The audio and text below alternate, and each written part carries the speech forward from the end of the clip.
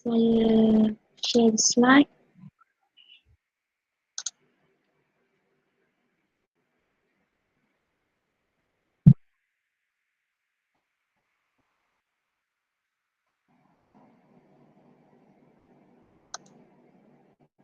Your advice.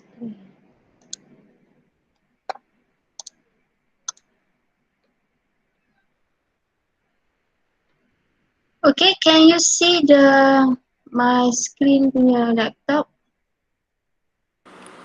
Nampak. Boleh ada. Okay. Okay, Alhamdulillah.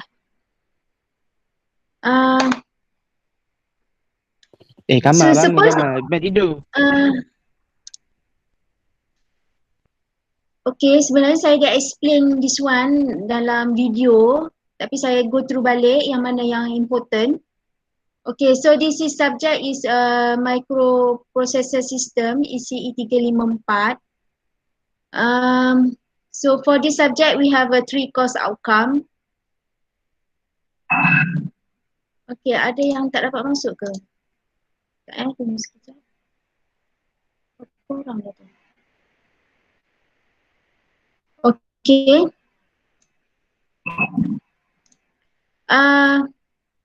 Ada 3 course outcome. The first outcome ni actually apa tu?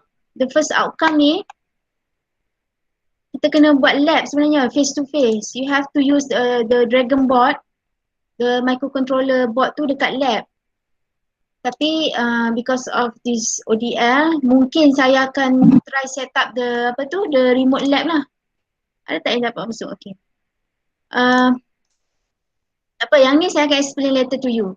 Okay, lepas tu the student can ever develop assembly language for any program. You have to know how to program using assembly language. Macam C dululah, you belajar part tu kan. Lepas tu you ada satu lagi, you have to this is effective. You have to present your project. So dalam ODI kita boleh buat yang ni lah. Okay. Okay, so this is scopometric that mesh between program outcome and course outcome. Okay, this is very important to you. So how we gonna access you? How the grade will akan di-calculate? Okay, so we gonna have a test 1 and test 2. So each test we contribute to 20% percentage. Suppose we have a practical test, but unluckily this semester kita tak boleh nak buat lah. So we substitute with that one with assignment. We're gonna have an assignment 10% and lab 20%, and then a project presentation 30%. So nanti saya akan explain later lah. So subjek ni memang tak ada final lah, memang tak ada final. 100% on the finals, on the carry mark. Okay, so this is my room. So you are welcome to my room, tapi tak boleh sekarang.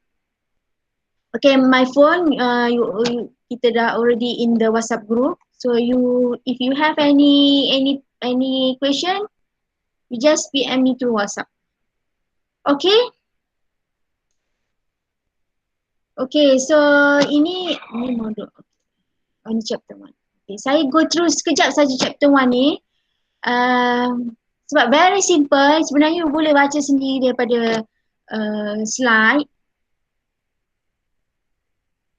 Okay, what we gonna learn in this one is microprocessor and microcomputer. So we have 2 words here. One is the microprocessor and another one is microcomputer. Okay, can anyone guess what is different between microprocessor and microcomputer? Anyone? Rasa-rasa apa?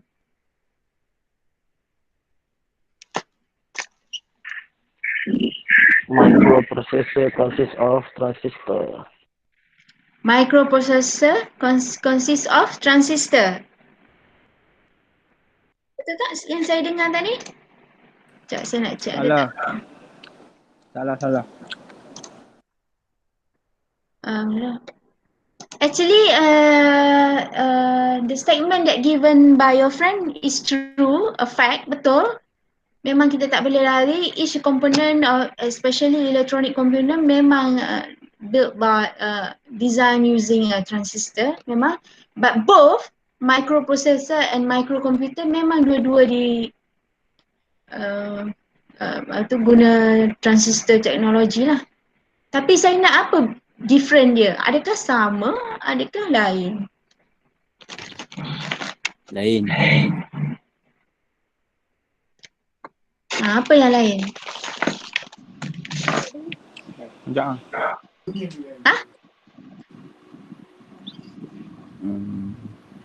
Okay,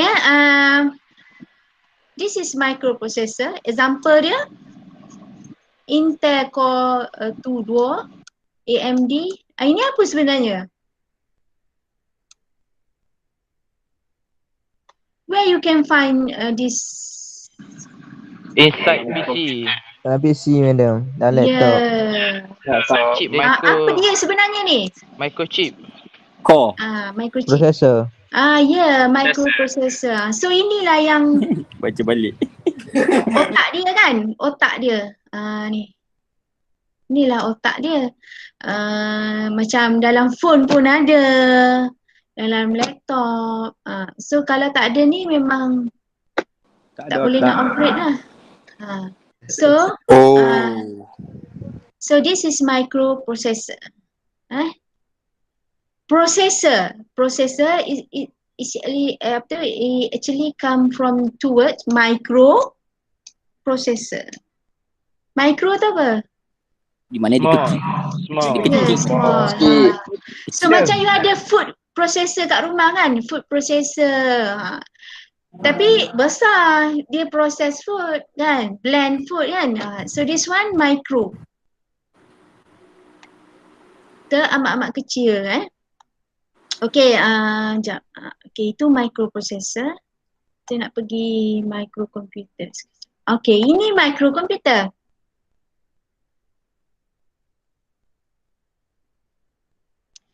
Okay. So if you can see here, you can see this is microcomputer. Microprocessor inside the microcomputer. So microprocessor tu duduk dalam microcomputer. Okay, senang cerita contoh yang saya bagi contoh letak kat sini.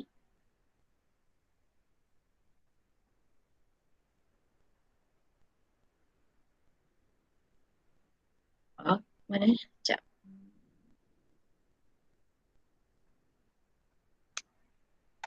Tak ada. Okay, this is a comparison between microprocessor and microcomputer. Okay, so from that explanation tadi, microcomputer tu consists of microprocessor. So dalam micro C ada micro P.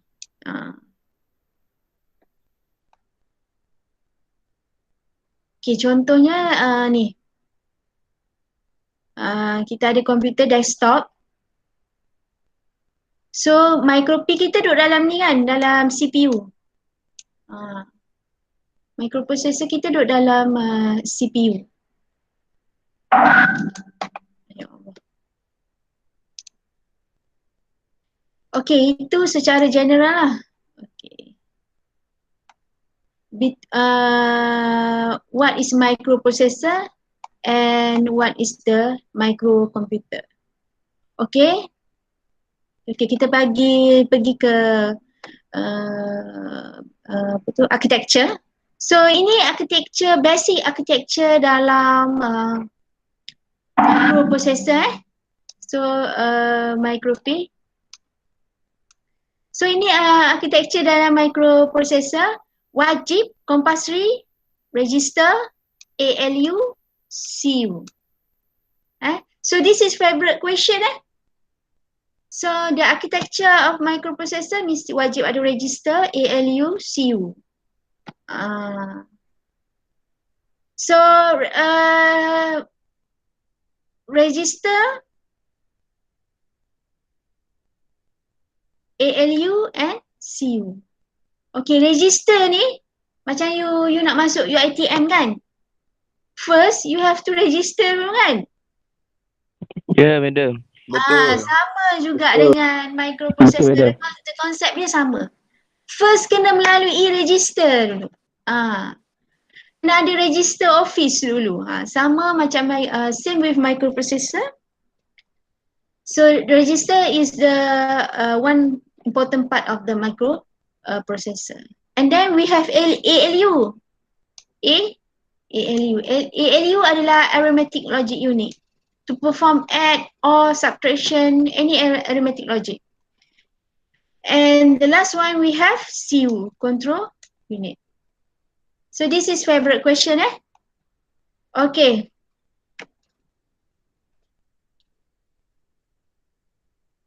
Okay, this is a microcomputer. So if the microprocessor ada three main component, for microcomputer kita ada micro P, we have memory, we have external peripheral, data bus. So yang ni accessory lah, clock, internal resource ni accessory lah, internal output source. Okay. So for microcomputer dia ada micro P, memory, bus system and output port. So dia ada 4. Ada 4. CPU ataupun microprocessor, memory, bus system and input port. So microcomputer ni actually the complete set of the system lah. So you boleh terus guna. So itu masuk microcomputer system. You terus boleh guna. Macam laptop lah. Laptop kita boleh panggil dia microcomputer system lah. Sebab dalam laptop tu dah ada microprocessor, dah ada memory, dah ada internal input output port, ada bus system. Ataupun example phone kan. Phone kita consider dia sebagai microcomputer system. Complete lah. So the user boleh terus pakai. Okay. Setakat ni okay ke? Boleh. Okay, madam. Okay, saya nak laju je pasal chapter 1 ni. Okay, kita pergi bus system pula. Chapter 1 teori je ke, madam? Yes, chapter 1 teori. Dan biasanya dalam test 1 memang banyak teori lah. Okay, so for bus system, okay sekarang kita pergi one by one. Oh, kita tak pergi lagi yang ni. Kita dah, okay, ni tadi register. Apa function register? Apa function ALU? Apa function CU? InsyaAllah you boleh ni. Kalau ALU arithmetic logic unit untuk perform the mathematical operation. Lepas tu kalau CU untuk control the CPU operation. Macam memory read write. Dia ketua lah. Dan register ni untuk storage. So kena ingat juga function for each part of microprocessor. Okay. So for microcomputer pula, kena tengok pula. Kita ada 4 tadi kan? CPU, memory, bus system and input output port. So for each one ni, you kena tahu juga apa function dia. Okay, for bus system, function dia to carry data and instruction between microprocessor and memory. So ni lah function bus. Bus function dia transportation lah. To bring data ataupun address ataupun control signal between this department ni. So itu fungsi bus system lah. So kalau tak ada bus ni, jam lah you punya programming.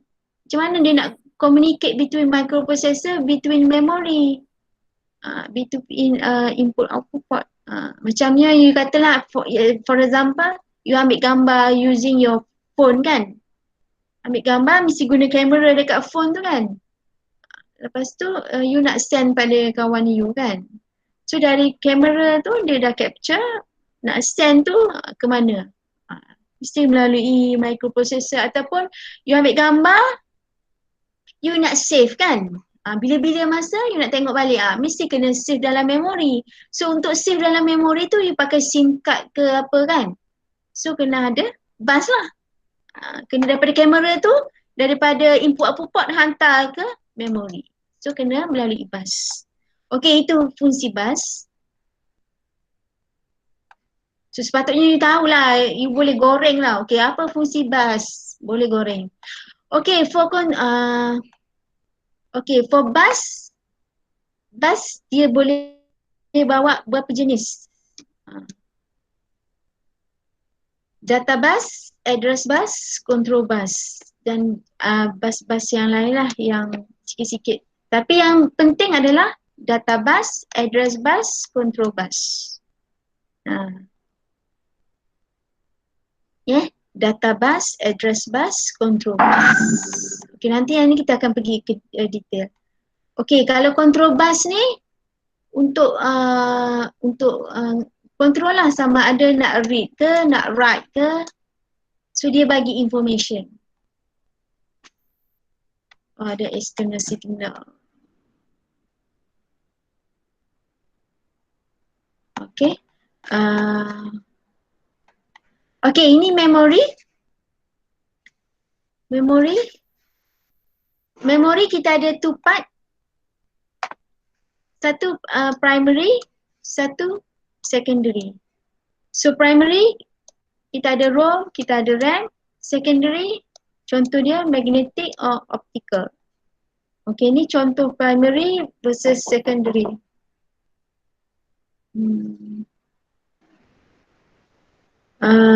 So for primary memory, sekejap ada interrupt sekejap.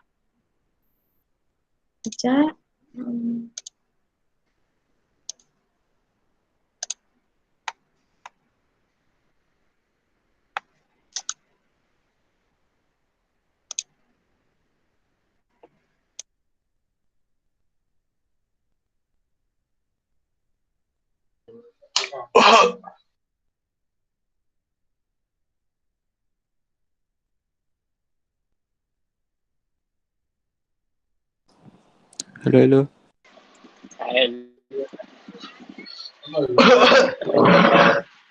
Okay, ada orang nak servis aircon sekejap Okay, kita sambung, continue. Okay, ni primary memory and secondary memory. You boleh baca ni, no problem. Okay, senang ceritanya secondary memory ni macam CD, pen drive, external. Okay, kalau primary ni macam ROM, RAM yang memang dah kena ada dalam laptop tu kan. Kalau nak laju sikit tambah RAM kan. Okay, itu primary, ini secondary. Okay, ROM dengan RAM pun dia jenis-jenis dia juga. So ROM ni sebenarnya read only memory, dia hanya boleh read saja. Dan RAM ni adalah random access memory. Okay, dalam ROM ni pun ada jenis-jenis dia juga. Okay, yang ni you baca sendirilah. This one pun favorite question juga Okay, saya tak nak pergi yang ni.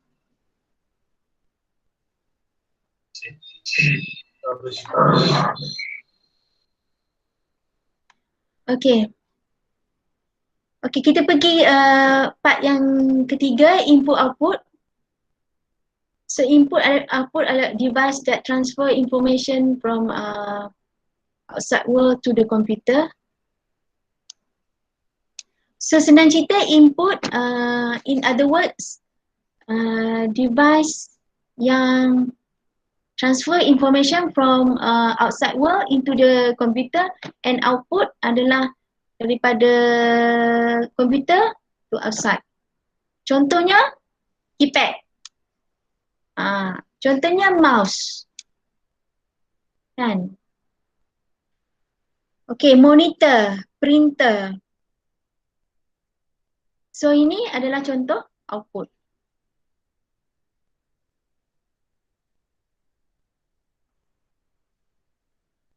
Okay, kalau speaker. Input. Output. Output. Kalau mikrofon? Input. Input. So you can differentiate. Which one is output? Which one is output? Macam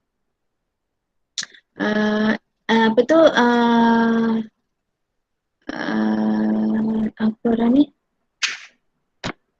CCTV. Bukan CCTV. Tu kamera kamera webcam.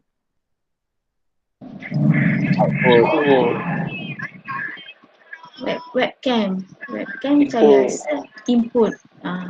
Tapi screen monitor tu Output. yes. Bagus, tak tidur Tak madam, saya masih mendengar. Betul. Kadang-kadang online ni bukan boleh percaya sangat ni. Buka-buka apa tu Tu madam, Okey. madam tanya Alif Al-Amin tu madam. Siapa dia? Tanya Ahmad Alif Al-Amin tu. Madam saya satu bilik dengan dia, madam. Saya nampak dia depan komputer. You duduk hostel ke? Korang duduk hostel ke? Dua orang ni duduk sebilik. Tak apa madam, Boleh nanti lah, kalau boleh. dia tidur-tidur kan, saya kejut dia. Okay, alhamdulillah.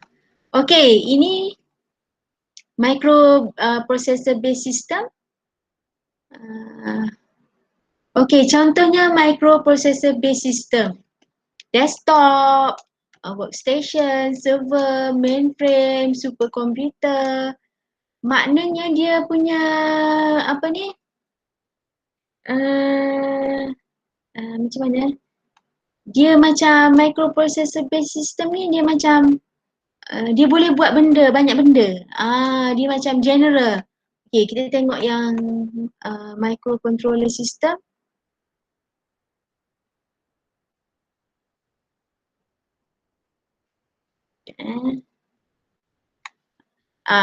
Untuk microcontroller system ni dia memang apa ni?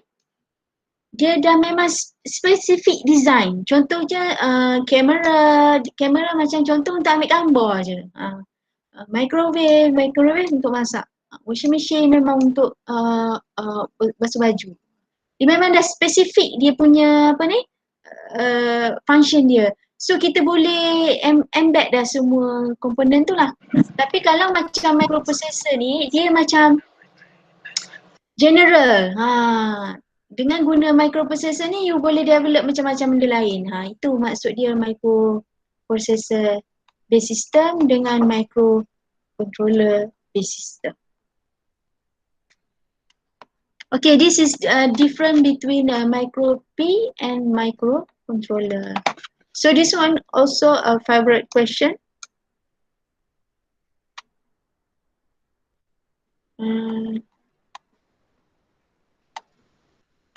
Okay, sekarang kita pergi ke computer language. Okay. So ni computer language. So kita duduk di sini.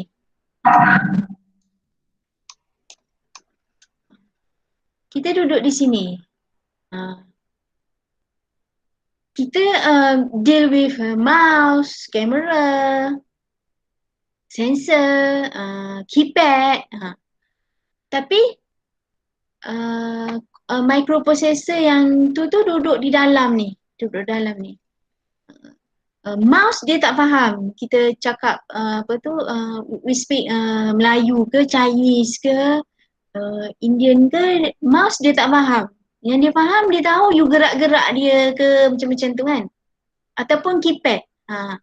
Keypad yang penting you tekan kan.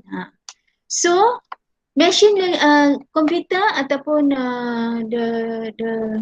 the microprocessor, dia memang tak faham bahasa kita dan kita pun tak faham bahasa dia.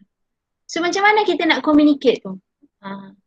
So let's say you have a Chinese, ada orang Jepun, Japanese people, lepas tu ada orang Malay.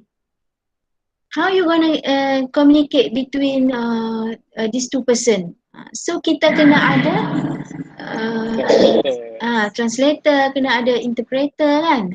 So sama juga konsep dengan language ni, kita kena ada translator yang boleh relate between human kita dengan hardware ni lah, microprocessor ni lah. So itulah yang kita panggil dia computer language.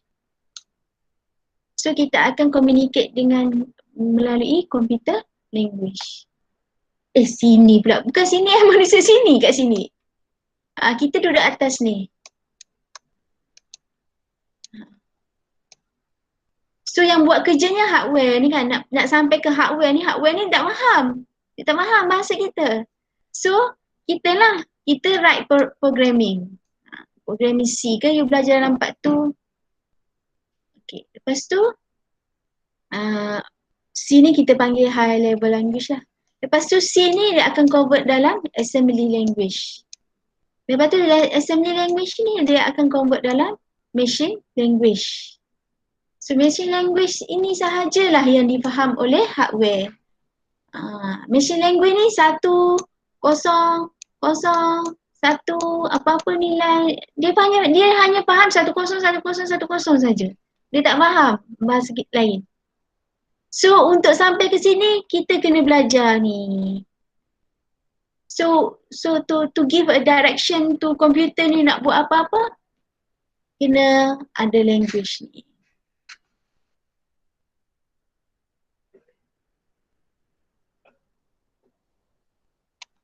So high language ni senang untuk kita guna, tapi perlukan compiler. Compiler ni macam translator lah.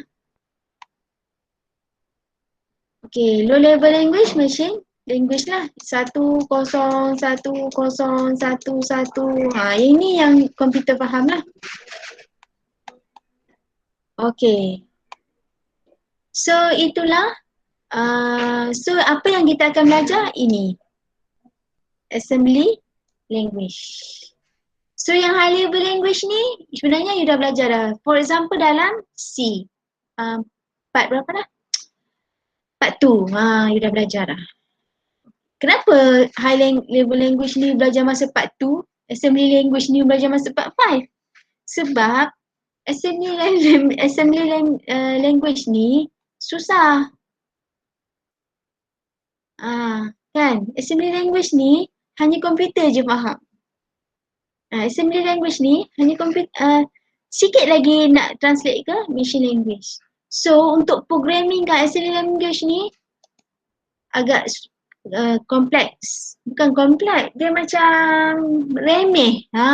Compact tu high language. High language ni kita dah innovate, kita dah modify supaya you nak programming senang. Macam tu lah. Okay, kita stop dulu yang ni, chapter 1. Kita break dulu sekejap sebelum kita pergi ke chapter 2. Sebab minggu ni saya nak habiskan juga chapter 2 sebab ini minggu kedua. Okay, boleh? Boleh. Boleh, madam. Sekejap, 5 minutes, 2-3 minit je. Sekejap je. Haziq jangan tidur Haziq. Baring boleh. Baring-baring tak ada hal. Ini ODL. Nak berada di mana-mana tak ada masalah. Siapa nak tengok hidup baring? Sekejap. Sekejap.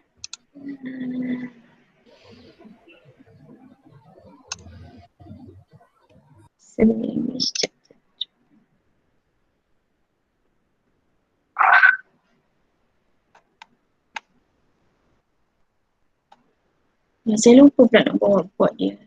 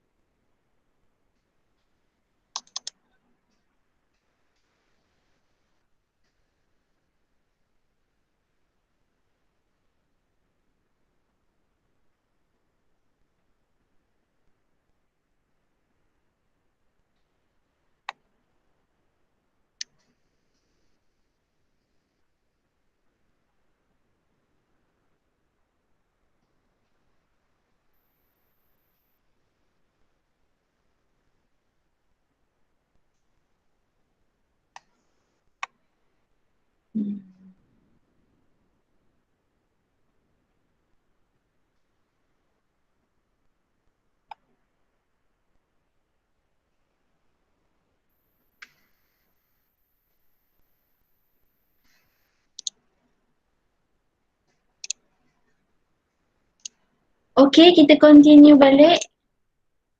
Sekejap je. Tapi agak susah, tricky juga. Sekejap ya.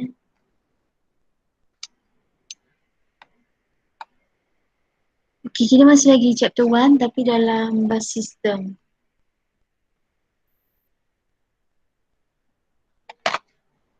So kita akan tengok bus system. Kita akan tengok bus system dan data bus. Okay, tadi microcomputer system. Kita wajib ada 4 benda ni micro P, memory, input-output port, bus system. Wajib ada 4 ni. Okay, dalam micro P ada apa? Ada 3 tadi. Apa dia? What are the component part in the microprocessor? Register, ALU dengan CU. Yeah, okay, register. Lepas tu kita ada ALU. Lepas tu kita ada satu lagi, last one. CU. Ya, kita ada CU. Control unit. Okay, so sekarang kita nak tengok detail sikit bus system. So this slide dia you dah ambil betul digital system 1. Ada. Dah ambil tak? So kalau you dah ambil digital system 1, insyaAllah yang ni pun macam digital system 1 lah. Digital system 1 belajar memori. Ada tak chapter memori dalam digital system 1?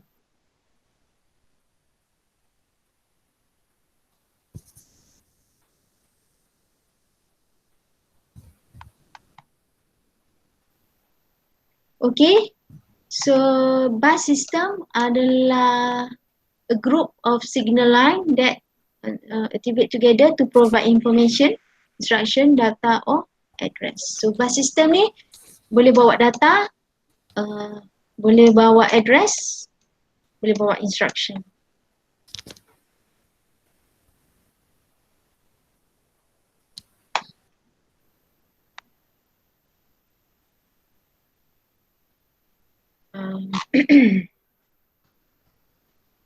Okay, this is 8-bit data bus. Paling minimum lah 8-bit data bus. So ada juga 4-bit. Zaman-zaman dulu punya Tok Kaduk punya komputer lah. Okay, sekarang bukan 8-bit data dah. Sekarang dah berapa 22, 64. 128 dah. Banyak. So kita use a very simple example, 8-bit data bus. So maknanya 8-bit data bus ni in one time you boleh bawa simultaneously 8 data serentak. Macam tu. So inilah. Maknanya you ada 8 line lah. 1, 2, 1, 2, 3, 4, 5 sampailah 8. So the first data D01. Second data D1. Ni. D01 until D7. So this is the data. So paling minimum data you boleh bawa adalah all the 8 line data 00000. Paling maximum data is each line 11111. So kalau we convert dalam hexa, nilai dia adalah 000. FFF. You tahu kan ni how to convert hexa? You belajar kan digital. Ya, madam. From binary to convert to hexa. Calculator. Boleh kan? Guna calculator pun boleh kan? Okay, so nilai dia adalah 0. So ini adalah nilai maksimum dalam desimal adalah 255. How you get 255 ni? So 2 power of 8 minus 1. Sebab you ada 8 data. So kalau you ada 16 data, 2 power of 16 minus 1. 2 power of 16 minus 1. Okay, for data bus, okay, ini for unsigned. Kalau sign number, maknanya untuk data bus, you boleh bagi data daripada 0 sampai 255. Okay, kalau saya nak letak nombor negatif, tak boleh lah dalam ni. Sebab yang ni hanya provide from 0 until 255. Okay, kalau for sign number, maknanya boleh nombor negatif. So ini untuk nombor negatif. So untuk nombor negatif maknanya D7 ni kita dah reserve untuk polarity. So if D7 is 0, maknanya nombor positif. If D7 is 1, means negative number.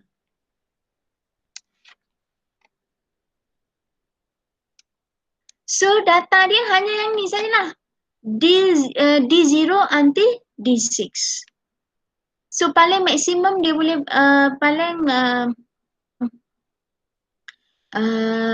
minimum dia boleh pergi adalah negatif 128.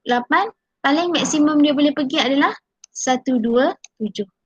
So for sign number, you boleh guna data negatif 128 sampai negatif positif 127. Boleh? Boleh Katakanlah saya nak I have a data nilai dia negatif 240. Boleh tak saya nak guna 8-bit data? Boleh. Boleh tak? Tak boleh. Tak boleh because out of range kan? So kalau saya nak guna, what I should do?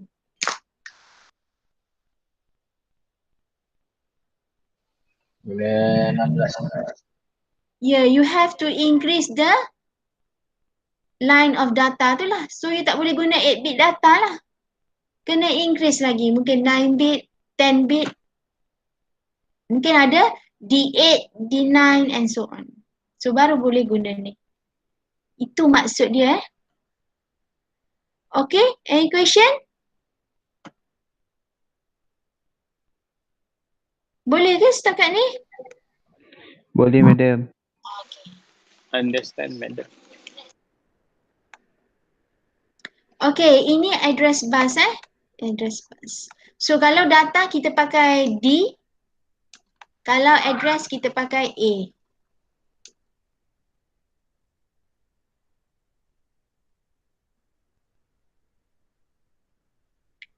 Okay.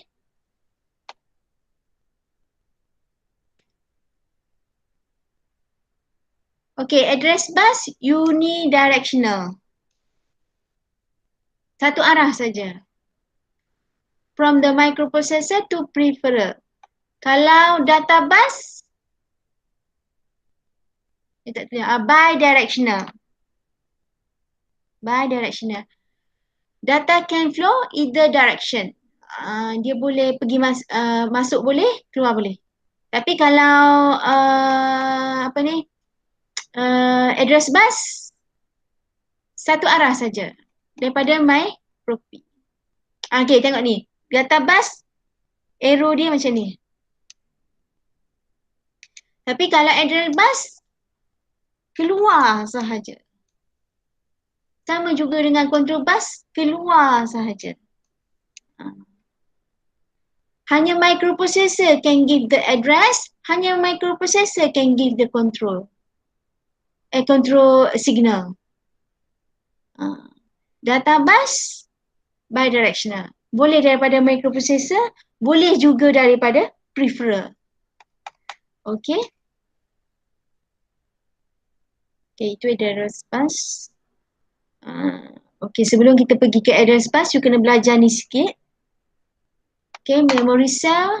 You dah belajar dalam digital system. Kita pakai flip-flop. So kita ada flip-flop D, T, J, K. So one flip-flop can store one bit, 0 or 1.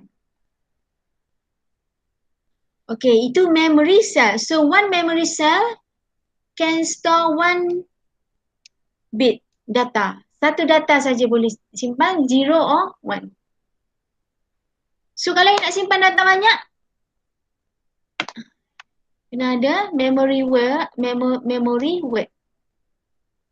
Okay, memory word adalah a group of bit memory that represent instruction of data. Contohnya 8 bit. Kita panggil dia satu memory word. Tapi dia tak terhad kepada 8 bit. It could be 16 bit, it could be 32 bits.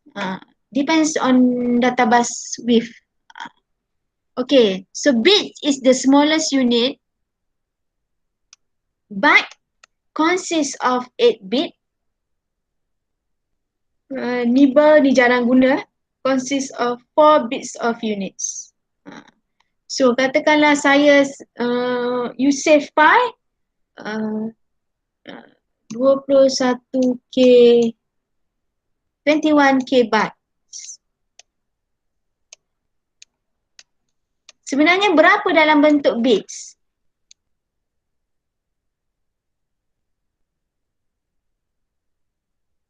How many bits actually?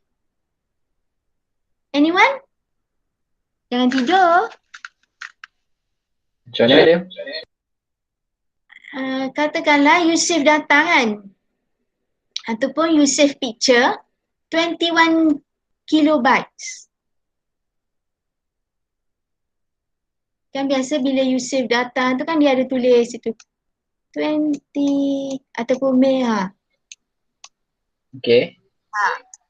20 MB tu kan? MB tu stand for megabytes. Okay. Megabyte. Sebenarnya kalau kita convert dalam bits berapa? How to convert dalam bentuk bits? Darab. Darab berapa? Darab 8. Ya, darab 8. So 21k darab 8. So boleh convert dalam bentuk bits. Okay, ini 4 bit register. So bila kita nak store 4 bit register, kita kena ada 4 flip-flop lah. Sebab satu flip-flop, satu register. Satu flip-flop, satu register pula. Satu flip-flop, satu bit. So you bayangkan kalau you nak save banyak memori, berapa flip-flop you kena ada. So semua flip-flop ni kita pakai transistor. Dalam satu flip-flop ni ada berjuta-juta lah transistor. Sebab dalam satu flip-flop ni mungkin ada 10 transistor. So kalau you nak simpan megapiksel ataupun giga kan, video-video tu kan, berapa gigabyte satu video, tengok filem ke tengok apa tu, banyak mana memori yang you nak. Okay, ini memory cell. Satu ni kita panggil memory cell. A collection of memory cell ni kita panggil memory word. Okay, for example this one. kita ada satu memory cell. Katakanlah you beli satu memory card. You beli satu memory card. Ini memory card dia kosong lagi. You tak simpan any song, video ke apa, kosong lagi. So satu ni kita panggil satu memory cell. Tapi ini kita panggil satu row ni, kita panggil dia satu memory word.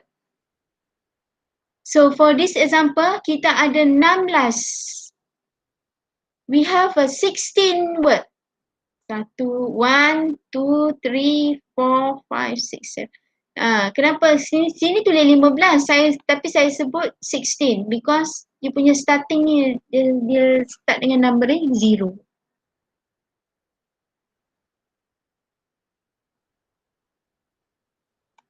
Okay.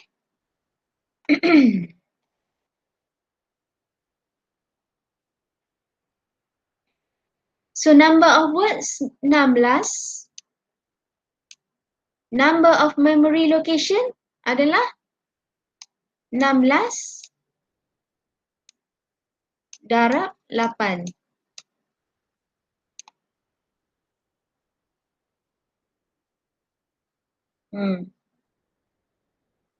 Okay, so for each memory ni, katakanlah you want to store data here.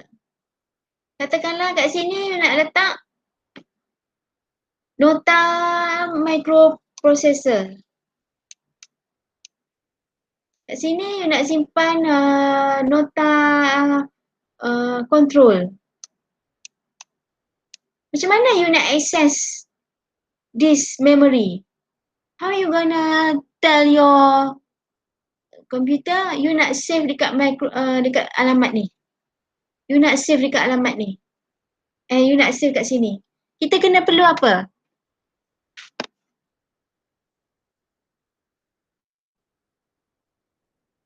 Katakanlah you nak hantar barang, you beli barang kan?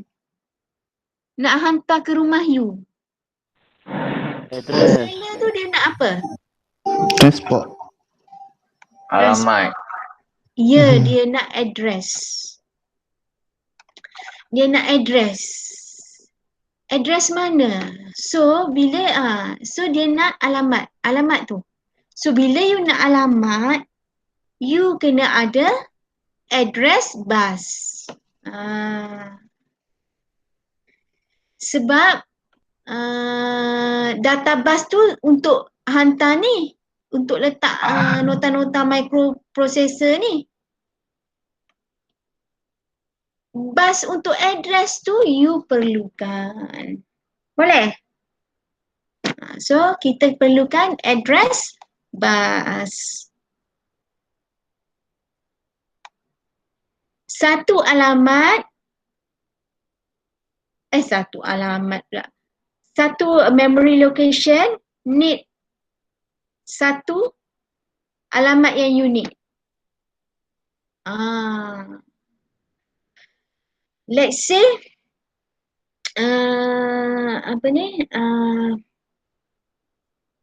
Zara dengan Aisyah nak beli barang. Okay. So Zara dengan Aisyah duduk rumah beza-beza kan. So alamat Zara dengan alamat Aisyah tu kena lain lah. Kan? Kena lain. Kalau dua-dua tu alamat yang sama, nanti akan berlaku miscommunication. Okay. So dalam komputer ni, for each cell ni, dia kena alamat berbeza. Okay, katakanlah saya ada saya ada dua kotak.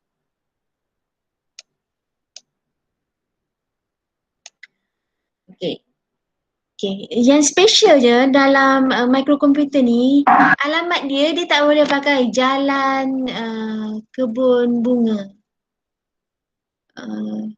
Terengganu, Kuala Lumpur. Tak boleh. Dia tak boleh pakai alamat tu. Alamat dia hanya ada numbering saja.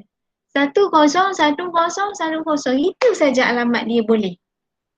Okey, kalaulah you ada dua alamat, dua memory. Satu alamat you letak nombor kosong. Satu alamat you letak nombor satu. Boleh? So, you hanya perlukan satu address line. Sebab address line ni kalau you letak kosong, dia akan hantar ke sini. Kalau you letak satu, dia akan hantar ke sini. Okey, sekarang let's say saya tambah lagi memory location, memory cell. Now, I have 4.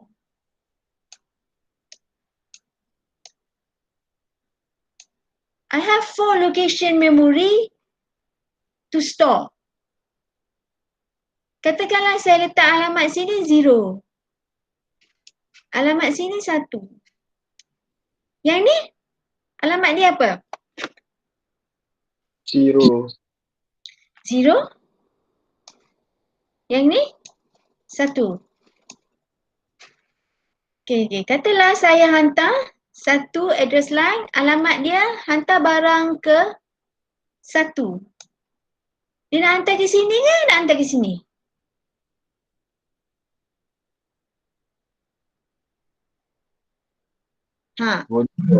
Dua. Tak, dia hanya hantar satu saja. Saya nak hantar ke sini. I want to save here. I want to send the data here. Tapi satu kat sini pun satu. So what happen? Dia akan ambil dua-dua alamat ni. So how to solve this problem? Macam mana kita nak jadikan setiap petak ni alamat dia unik? What we should do?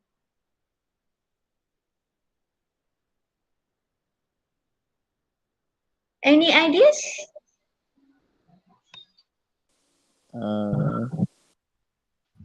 Tukar laptop. Yang ni kita nak jadikan setiap alamat ni unik. Dia mesti unik. Postcode 2200. Postcode 2300. Kita nak buat apa? Kita nak tambah apa? 00. Okey? Betul? Kita tambah 00. Yang ni jadi 01. 01. Yang ni 10. 10. Yang ni 1. 11. So baru alamat dia adalah unik. Tapi bila gambar macam ni, address line you boleh tak satu? Address line you kena jadi dua.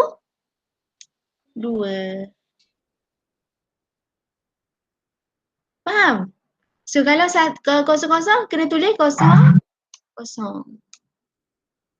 Baru dia pergi ke sini.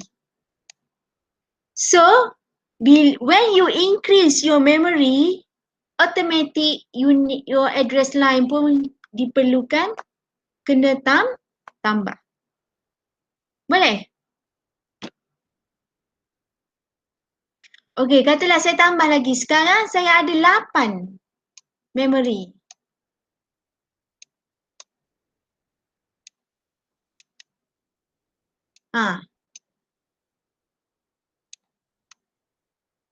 Apa alamat unik dia? Anyone? Sikit lagi nak habis. Ada 3 bit dah. 4. So saya boleh letak 0, 0, 0, 0, 0, 1, 0, 1, 1. Last sekali 1, 1, 1. So address bus saya jadi berapa? Saya perlukan address bus sebanyak 3. So itu yang saya nak masukkan kat sini. When you increase your memory size, automatic your punya address line pun akan bertambah. Sebab kalau you tambah your memory, you tak tambah address line, tak boleh. Dia tak boleh nak access the information sebab nanti information tu ada alamat yang sama. Dia tak jadi unique. Okay. So, mana? So, formula dia adalah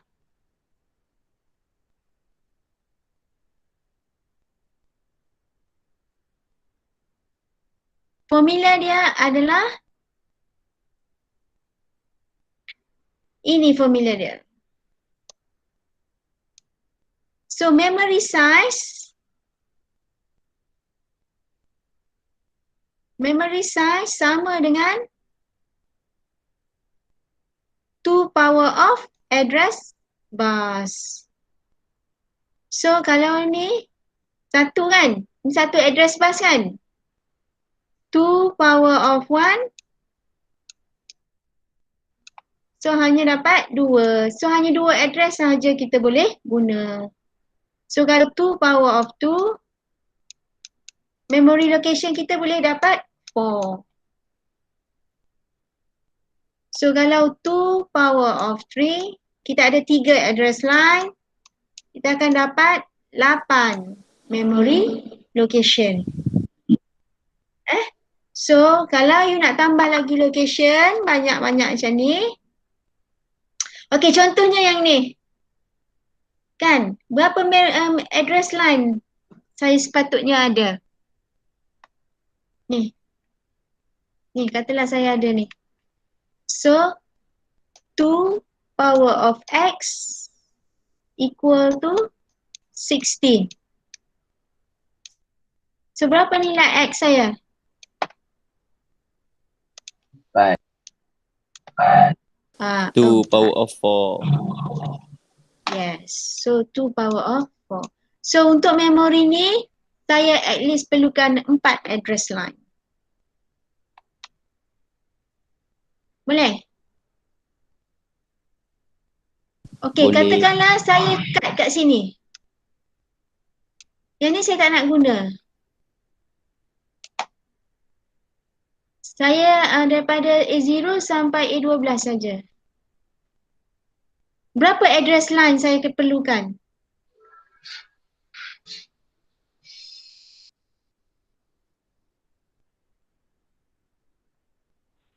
Empat. 4 ke 3? 4. Still 4. Walaupun address bawah ni you tak guna, you still perlukan 4. Sebab kalau 2 kuasa 3, 2 kuasa 3 sama berapa?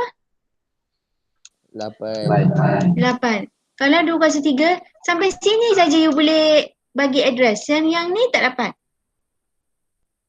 So kena ambil lebih. Jangan ambil kurang. Okay? Okay, ni contoh-contoh dia. Saya pergi contoh ni sekejap. Lepas tu yang lain tu you boleh jawab sendirilah. Itu contoh-contoh dah. Okay.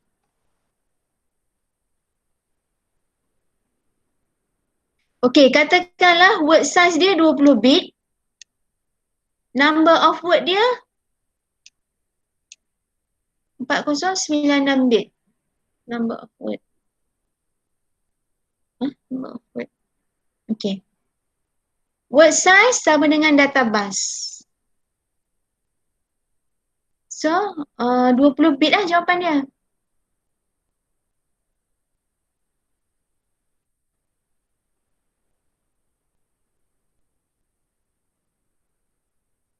Sama dengan 20 bit.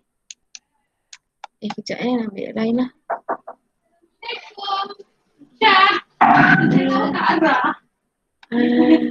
Okay.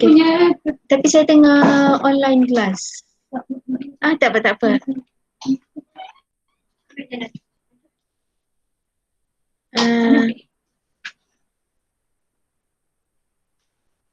Okay, tengok example. So given here, example, you are given 2 different types of tree. 8K row dan 32K times 4 bit strands. Ada contoh tak dalam?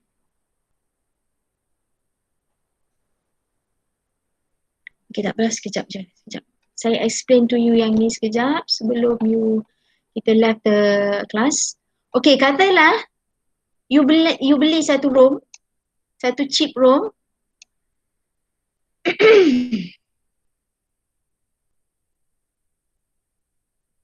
Dia tulis kat situ 8 KB.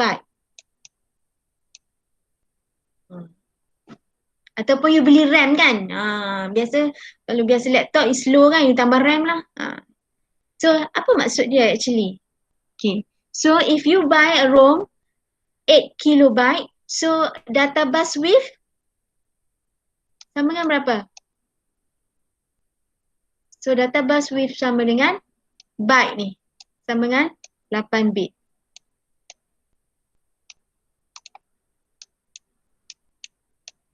Ataupun 1 byte.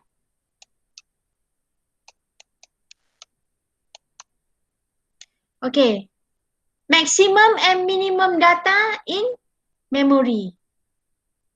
Yang tadi ni. So kalau dia signed number, unsigned number, from 0 until F. Tapi kalau dia sign number from 0 until 1 F. Okay, address bus width. Berapa address bus width dia? Macam mana kita nak tahu? 2 kuasa sekarang. 2 pula dah. 2K. So 2K sama dengan 2 darab 2 kuasa 10. So ni adalah 1. So 2 kuasa 11. So address bus width dia adalah 11.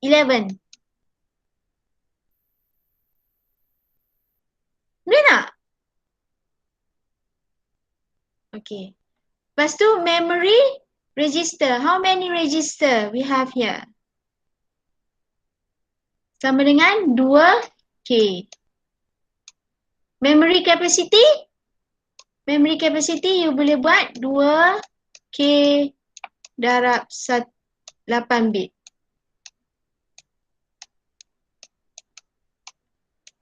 Okay. Address range?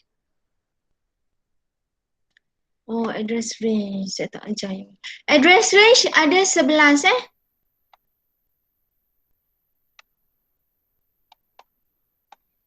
Dia tak dalam ni address range. Oh, tak ada address range. Tak apalah.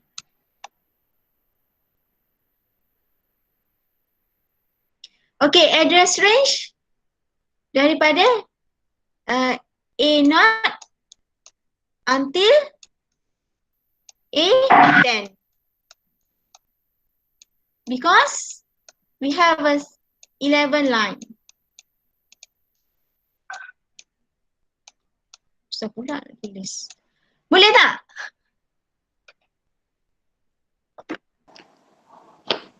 Boleh tak setakat ni? Not English. Boleh, madam.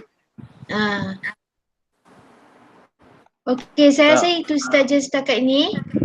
Any question sebelum we left the class? Ajay nak tanya di. Yang mana? Follow tu address range tu. Macam mana? Ni Not tu memang macam tu. Address range. Kita ada 11 line kan? Macam mana dapat lah? Ni. This one. Ya. Okay, saya faham. 2K. 2 darab K. Okay. Macam mana boleh dapat 2K? 2K ni dia okay. 2K pula. Astaghfirullah, confused. 8K. Sebab tu lah saya dia tadi pelik kenapa 2K. Okay, sorry.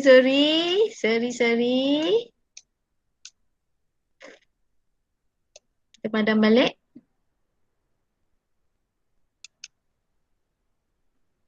$8K kan? Ya Allah. Ya madam. Okay, sorry. 8K sama dengan 2 kuasa 3 darab 2 kuasa 10. So, 3 campur 10, 2 kuasa 13. Yes. So, kita perlukan 13 address line. So, maknanya kita kena sampai berapa? A0 until? A13. Yes. A13. Contohnya ni. Sampai 12. Merapu dah. A12. Ni. Ya, 8K. So dia punya data bus dia adalah D0 sampai D7. Memori dia 2 kuasa 13. Daripada A0 sampai A13.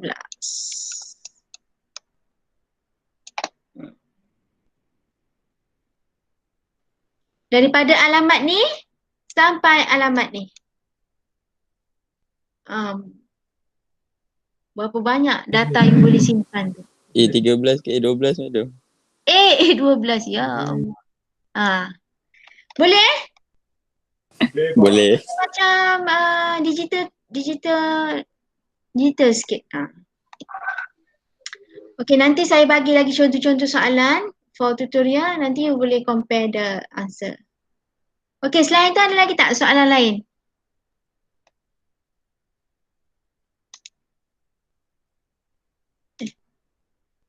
Masuk ni pula. Chapter 2. Okay.